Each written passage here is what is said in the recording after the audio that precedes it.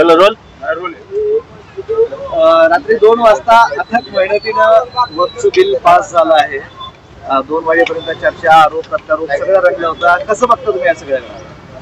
काय आहे की आम्ही सुरुवातीपासून या बिलचा विरोध करत होता आणि काल दिवसभर जे भाषणं झाले, जे विरोधात आणि जे समर्थनात जे भाषणं झाली, त्याच्यातून एक गोष्ट स्पष्ट येतं की फक्त त्यांना एक मुस्लिम समाजाचा कोणता इश्यू आपल्याला घेता येते ज्याच्यामध्ये अजून काही कॉन्ट्रोवर्सीज निर्माण होतील।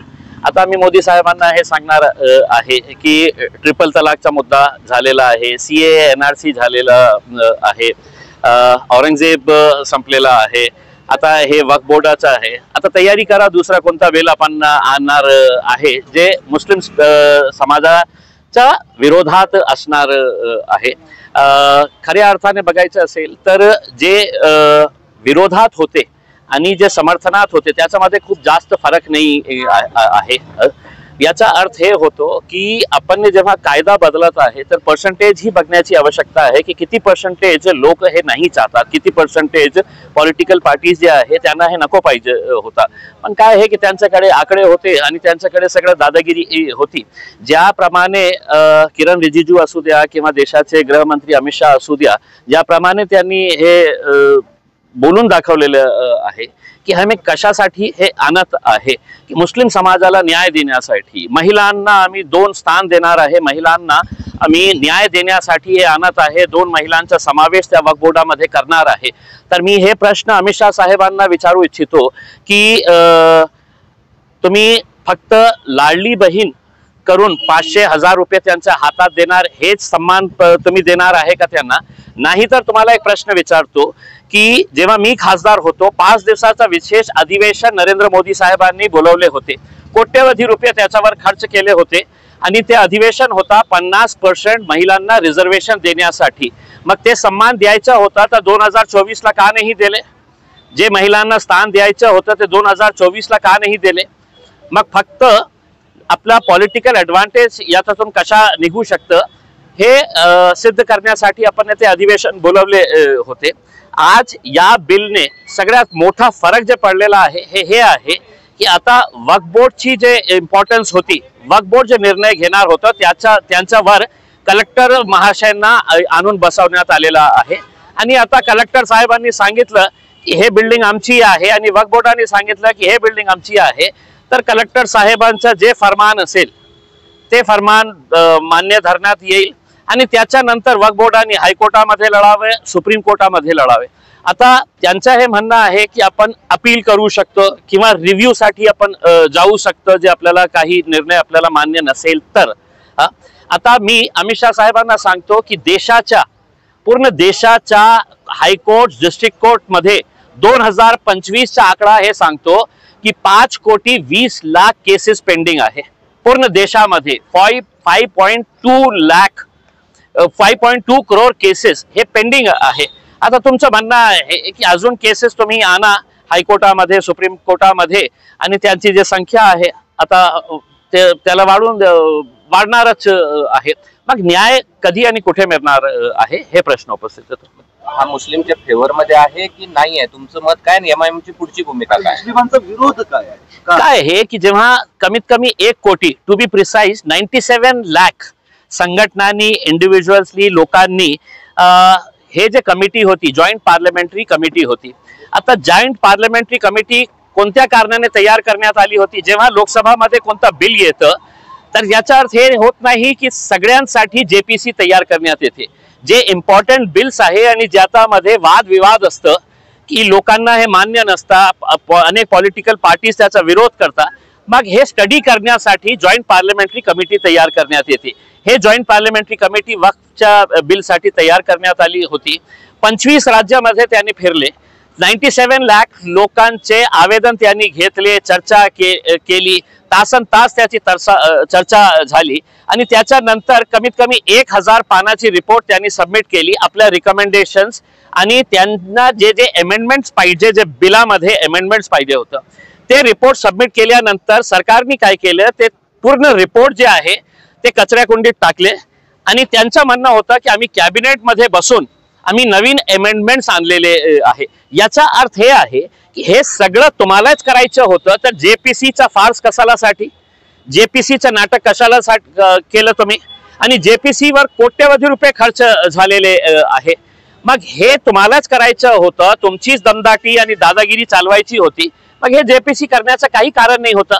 आम्हाला हे सांगायचं आहे सर्व जाती धर्माचा, तुम्ही जे प्रश्न विचारले मुस्लिमांसाठी कशा हे बरोबर नाही आहे.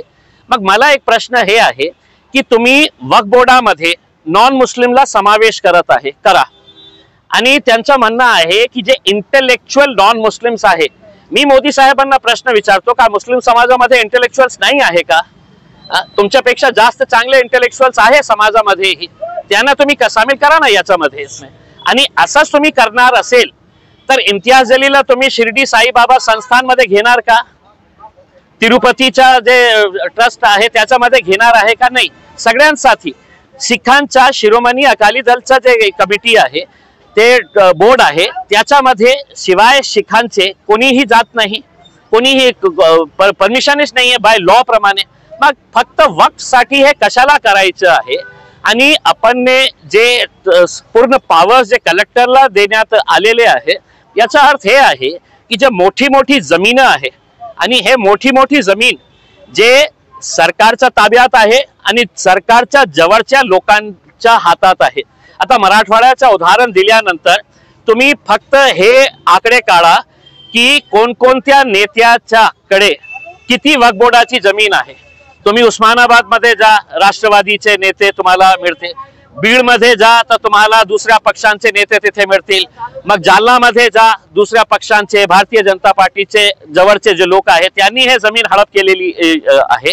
त्यांना वाचवण्यासाठी आणि दुसरा मोठे मोठे जे उद्योगपती जे मोदी साहेबांचे आणि भारतीय जनता पार्टीचे भक्त आहे, त्यांना हे जमीन आपण कशा प्रकारे लीगली देऊ शकतो याचं हे सगळं बिल होतं. हा सगळा प्रकार फक्त जमिनी हडपण्यासाठी काय हे की बघा, वक्फ बोर्ड म्हणजे असा नाही आहे की आपण 4 मौलाना लोक बसतात आणि स्वतः ते आपला बोर्ड तयार करतं. बोर्ड कोण तयार करतं? तर राज्य सरकार तयार करतं. त्याचा सीईओ कोण असणार आहे ते मुख्यमंत्री तय करतात. त्याचा चेअरमॅन कोण आहे तेही मुख्यमंत्री तय करतात. आणि हे तय केल्यानंतर समजा वक्फ बोर्डामध्ये काही गैरप्रकार झाला असेल, होत असेल, तर वक्फ काउन्सिल जे आहे ते सेंट्रल गव्हर्नमेंटच्या इख्तियारीत येते. आणि ते सेंट्रल गव्हर्नमेंटच्या इख्तियारीत म्हणजे ministry of minority affairs. Waqf board महाराष्ट्राचा असू द्या किंवा कोणत्या दुसऱ्या राज्याचाही असू द्या, ते राज्याच्या मायनॉरिटी अफेअर्स मिनिस्टरच्या इख्तियारीत येतं. मग इथे काही घोल होत असेल, काही अनुचित प्रकार घडत असेल की म्हणजे काही करप्ट प्रॅक्टिसेस होत असेल, तर हे राज्य सरकारला आणि केंद्र सरकारला अधिकार आहे की त्याला नलिफाय करण्याचा, त्याची इन्क्वायरी लावण्याचा. हे सगळं करू शकलं असते. तुम्हाला नवीन कायदा आणण्याचा काहीही कारण नाही आहे. पण आज देशामध्ये तुम्ही चित्र असा प्रस्तुत केलेला आहे की बघा मुस्लिम समाजाकडे किती मोठी जागा आहे. त्यांनी काय सांगितलं आहे अनेक त्यांच्या हे मध्ये की सगळ्यात जास्त जमिनी जे आहे, पहिली रेल्वेकडे आहे, दुसरी डिफेन्सकडे आहे आणि तिसरी वक्फ बोर्डकडे आहे. मी त्याला चॅलेंज करतो की दाखवा तुम्ही कुठे आहे आमची जमीन. फक्त पेपरवर राहिलेली आहे. सगळी जमीन तुम्ही बळकावून घेतलेली आहे. तुमच्या निकटवर्तीय तुमचे जितके नेते मंडळी आहे ते जमीन त्यांनी घेऊन टाकलेली आहे. त्यांचा मोठे मोठे इमारती उभे आहे आणि हे गप्पा मारत होते कल के दिन हमको गरीबों की मदद करना है करके. उसमें कौन से गरीबों की मदद करने का है?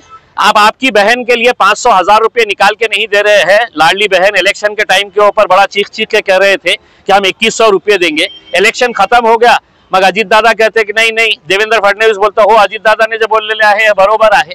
म्हणजे फक्त निवडणुकीसाठी आणि दर 1 वर्षामध्ये मुस्लिम समाजाचा काही इश्यू घेऊन. आता तुम्ही सांगा की बुरखाचा हिजाबचा इश्यू आहे का आता सध्या? किती मोठा इश्यू होता. देशाचा सगळ्यात मोठा इश्यू कोणता होता? तर हिजाबचा. मुस्लिम मुलींनी हिजाब घालणार का नाही घालणार, हे सगळे मुद्दे जे आहे ना ते अटेन्शन डायव्हर्ट करण्यासाठी होतं. केंद्र सरकार हे करत आहे आणि राज्य सरकार तर जिंदाबाद. औरंगजेब तर आहेच 24/7. औरंगजेब आणलं तर काही शेतकऱ्यांचा मुद्दा घेणार नाही, बेरोजगारीचा मुद्दा घेणार नाही, महिलांच्या सुरक्षेचा मुद्दा घेणार नाही, महागाईचा मुद्दा घेणार नाही. काय तर 400 वर्षापूर्वी औरंगजेबने काय केलं होतं हे मुद्दा आहे जिवंत आपल्यासाठी. नाही, पण एक महत्वाचा मुद्दा असा आहे, तुम्ही म्हणतात की आधी पण नलिफाय करू शकत होतं केंद्र सरकार, राज्य सरकार, तुम्ही स्वतः 5 वर्ष वक्फचे सदस्य होते, या सगळ्या कालावधीत मग अशा काही गोष्टी घडल्या नाहीत की त्या जमिनी परत मिळवणे किंवा काय? एक गोष्ट मी स्पष्टपणे सांगतो की वक्फ बोर्डामध्ये काही बदलाव करण्याची आवश्यकता होती, पण त्याच्यासाठी नवीन बिल आणण्याच्या ज्याच्यामध्ये खूप पॉवर जे आहे तुम्ही डेलिगेट केले कोणत्या तिसऱ्याही एका इन्स्टिट्यूशनला जे कलेक्टरेट आहे. तुम्हाला हे खरी गोष्ट पण आहे की वक्फ बोर्डामध्ये खूप गैरप्रकार झालेला आहे आणि हे करणारे लोक कोण होते तर तेच वक्फ बोर्डाचे चेअरमॅन होते, तेच वक्फ बोर्डाचे मेंबर होते. आता तुम्ही मला सांगा की तुम्हाला सगळं माहीत असूनही तुम्ही त्यांच्यावर कारवाई का केली नाही? मग काय होतं की चेअरमॅन कोणती एक जमीन एका मोठ्या उद्योगपतीला देतं आणि मग मुख्यमंत्री त्यांना बोलवतो आणि हे 4 जमीन जे आहे ना ते माझ्या जवळचे लोकांना द्या करके. हे सगळं जे चाललेलं होतं ना याच्यामुळे यांच्यावर कारवाई झाली नाही. कारवाई नियम खूप स्ट्रिक्ट आहे वक्फ बोर्डाचा, त्या नियमाप्रमाणे आपण हे सगळं केलं असतं तर मला वाटत नाही की काही त्याच्यामध्ये नवीन बिल आणण्याची आवश्यकता होती. बिल को क्यों विरोध है आपका? जी अकेले मेरा विरोध नहीं है. कल अगर आप देखेंगे तो आंकड़े बता रहे हैं कि जब वोटिंग ली गई है, जब डिवीजन की मांग की गई थी तो अंतर कितना था. सिर्फ 50 खासदार इधर थे तो आपने पूरा का कानून है तो वहां पर ले लिया था करके. और ठीक है, अब उनका साथ देने के लिए टीडीपी के हमारे चंद्रबाबू नायडू साहब है, जेडीयू के नीतीश कुमार साहब है, उन्होंने आज डर और खौफ में मोदी जी का साथ तो दे दिया, लेकिन 4 महीने के बाद उनको इलेक्शन के अंदर जाना है. वहां पे वो क्या सूरत लेकर जाने वाले हैं ये भी है तो एक सवाल रहेगा. अजीत पवार भी नरेंद्र मोदी साहब की गोद में जाकर बैठ गए हैं. ये वही अजीत पवार है जो कहते हैं कि मुसलमानों को मैं कुछ होने नहीं दूंगा करके, मुसलमानों की रक्षा मैं करूंगा करके. तो अजीत पवार सड़क के ऊपर तुम कुछ और कहेंगे और वहां पर जाकर कुछ और बात करेंगे, किसके साथ हाथ में हाथ मिला देंगे करके. उसमें तो इनकी बोलनी और करनी के अंदर बहुत फर्क नजर आ रहा है. अब हो गया है, बिल पास हो गया है, एक लड़ाई रास्ते के ऊपर लड़ेंगे, दूसरी लड़ाई सुप्रीम कोर्ट के अंदर जाएंगे. लेकिन सुप्रीम कोर्ट से भी अब हमें बहुत ज्यादा उम्मीदें नहीं रही. अगर वहां पर अच्छे ईमानदार अगर जज बैठे हैं और वो सुन रहे हैं तो इंसाफ की उम्मीद है. अगर वो जज बैठा है जो रिटायरमेंट के बाद जिसे NHRC national human rights commission का चेयरमैन बनना है या उसे राज्यसभा की सीट चाहिए तो इंसाफ वहां पे भी नहीं मिलने वाला है. और अभी मोदी जी के कार्यकाल के अंदर ऐसे बहुत सारे सुप्रीम कोर्ट के जजेस हैं जो रिटायरमेंट होते ही मोदी जी के पास जाके बैठ जा रहे हैं, अच्छी अच्छी पोस्ट ले रहे हैं और अपना काम चला रहे हैं. बताइए, बिल पास होने की वजह से मुस्लिमों पे क्या अन्याय हुआ? देखिए, ये मुसलमानों की जमीनें थी, मुसलमानों की जायदादें थी. इसमें आज हमारे को जो खतरा हमारे ऊपर मंडरा रहा है, इसमें ऑलरेडी पेपर के ऊपर आपको हजारों एकड़ जमीन नजर आ रही है. ये जमीनें वापस किस तरह से ली जा सकती है, इसके लिए कायदा बनाने की जरूरत थी. इसके अंदर पूरे बिल के अंदर कहीं कोई प्रावधान नहीं है.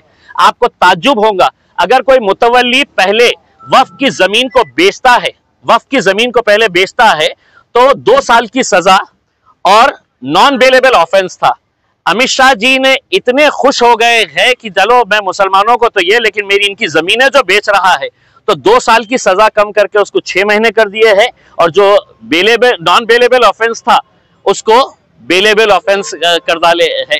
तो यानी कि आप इससे समझिए, अगर आपको सही मानों में मुसलमानों की अगर मदद करना था तो आपने इस कानून को सख्त बनाना था. आपने पूरे मुतवल्लियों को, पूरे जितने भी बोर्ड के मेंबर धांधलियां किए हैं उनको कड़ी से कड़ी सजा कैसी मिल सकती है, हम उसका सपोर्ट करे होते.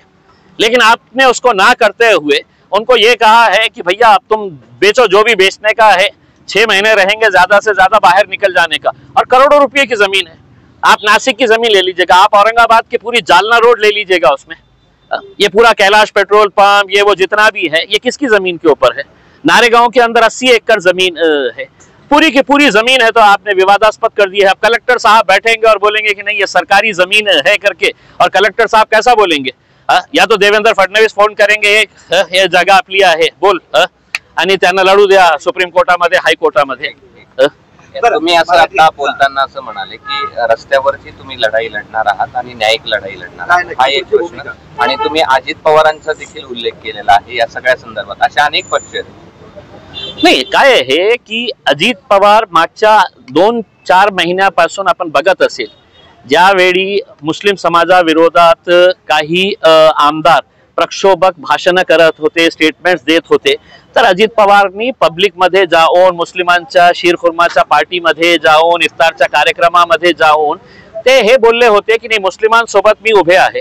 मग जेव्हा मुस्लिम समाजाला तुमची गरज होती, मुस्लिम समाजासाठी तुम्हाला हे ताकद द्यायची होती, तर तुम्ही मोदी साहेबांसोबत गेले.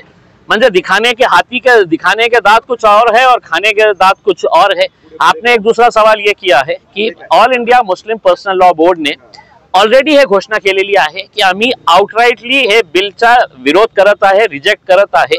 आणि मागच्या जुम्मे की नमाज में त्यांनी हे घोषणा केली होती, नमाज अदा करण्यासाठी जाताना तुम्ही काली फीत लावून तुम्ही आपला आक्रोश दर्शवा. आता बिल पास झालेला आहे, जे काही निर्णय ते घेतील ते रस्त्यावर आम्ही लढण्यासाठी तयार आहे. ठीक आहे, धन्यवाद.